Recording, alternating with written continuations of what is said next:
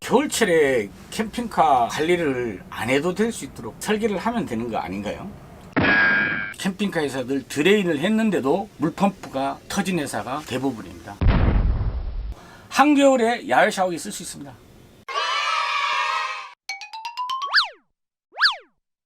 안녕하세요, 알병여입니다. 오늘은 더페이스 999 겨울철 동계에 캠핑에 관련돼서 김병도 박사님을 찾아왔습니다. 다른 캠핑카 업체들은 동계에 관련해서 많이 사용 방법이라든지 물을 빼라든지 이게 많이 올라오는데 이상만 없습니다. 왜 없는지 한번 파헤쳐 보겠습니다. 반갑습니다. 캠핑카 회사들이 이제 겨울만 되면 동계 관리, 물 관리, 캠핑카에 물을 빼라. 그 다음에 그 펌프를 빼서 보관하라. 그리고 겨울에는 물 사용을 하지 마라 라고 하는데, 저는 사실 캠핑카 설계자 이전에 캠핑인입니다. 겨울철에 캠핑카 관리를 안 해도 될 수 있도록 설계를 하면 되는 거 아닌가요?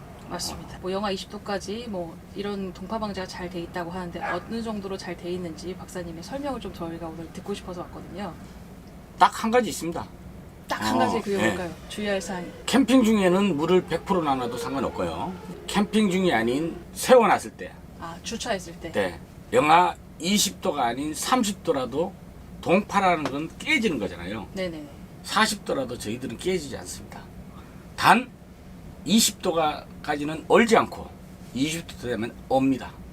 20도가 영하 20도가 넘어가면 얼지만 얼어서 터지진 않도록 해놨는데, 단 그러기 위해서 물이란 건 얼면 팽창을 합니다. 그래서 그 팽창 때문에 물통에 물을 80% 정도로만 나누면 절대 터지지 않고, 모든 호스는 3중 고압 압축 호스로 해가지고 이것이 절대로 터지지 않고 얼었다 하더라도 얘가 신축성으로 늘어나도록 되어 있어요.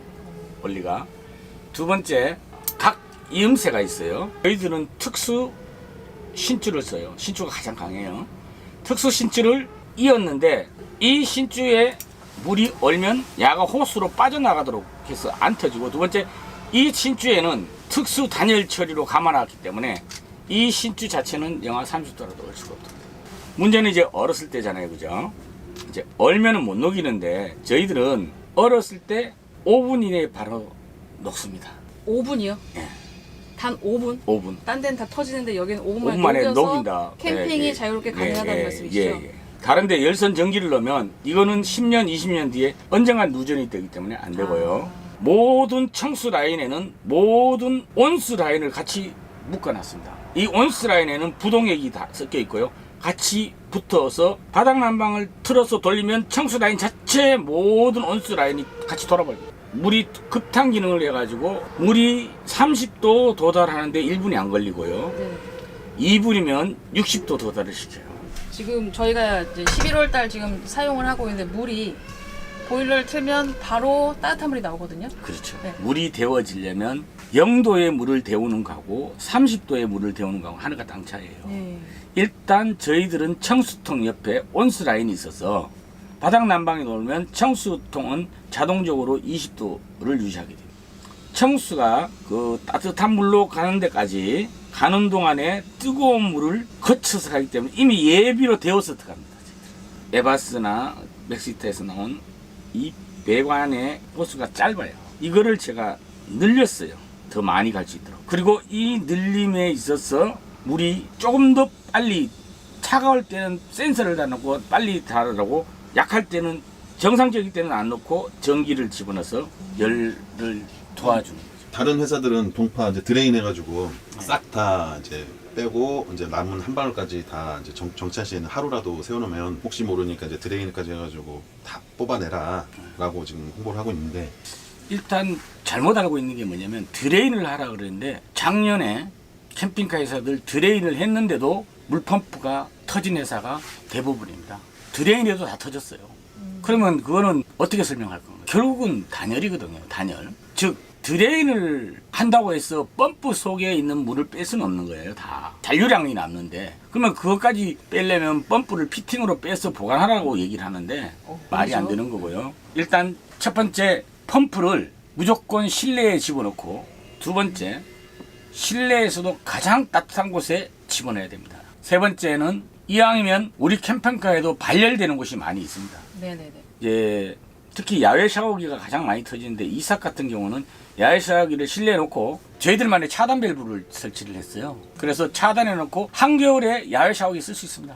한겨울에요? 영하 20도라도 저희들이 야외 샤워기 써도 전혀 지장이 없고 언제든지 쓸 수 있도록 요번에 새로 개발을 해서 이번에 모였을 때 야외 샤워기를 못 쓰게 하는 게 아니고 야외 샤워기 쓰는 방법을 교육하는 겁니다.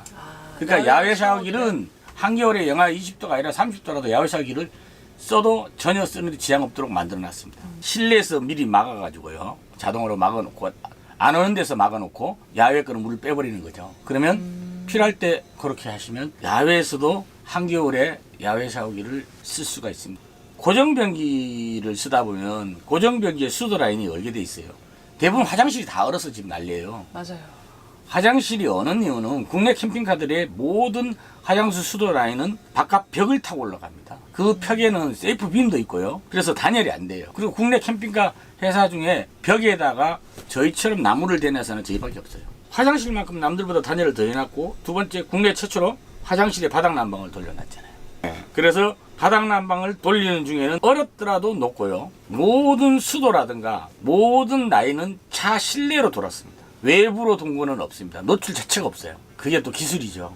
맨 밖에 GRP, 그 속에 고압축 합판을 압착을 시키고 그 다음에 고압축 우레탄 폼을 압착을 시켜요.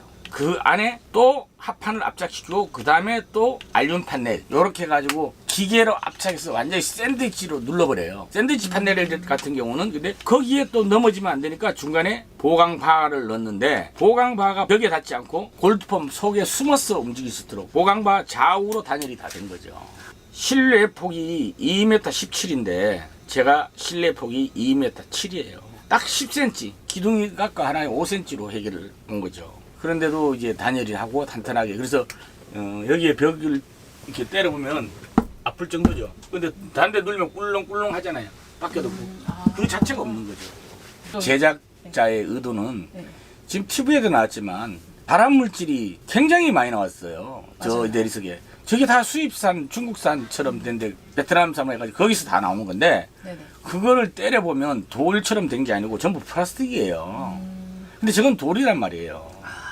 출고하면 바로 CP로 교환을 하라고 하시잖아요. 예. 그런 거에 대해 안전에 대해서 그리고 겨울에 만약에 타이어를 교환을 한다고 하면 지금 외국사 M사에 지금 8P가 나와 있는 게 스노우 타이어가 있는 걸로 알고 있어요. 예. 근데 이제 그걸로 바꾸는 게 좋은지 아니면 지금 고장력의 CP를 그대로 유지하는 게 좋은지 어떤 게 좋은지 박사님 설명을 좀 듣고 싶어요. 예, 정확히 말씀드릴게요.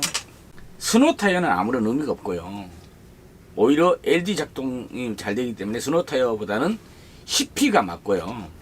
금호나 넥센 CP가 정답입니다. 그 외에는 뭐 스노우 타이어는 갈 이유가 전혀 없고요. 스노우 타이어 없이도 눈길은 절대 미끄러지지 않아요. LD가 있기 때문에. 단독 사륜보다도 LD가 눈길을 좌우하는 거예요. 그러니까 LD는 사륜은 몰라도 단독 사륜은 LD를 이길 수가 없어요. 그래서 험로 탈출 기능은 LD가 있기 때문에 전혀 상관이 없습니다.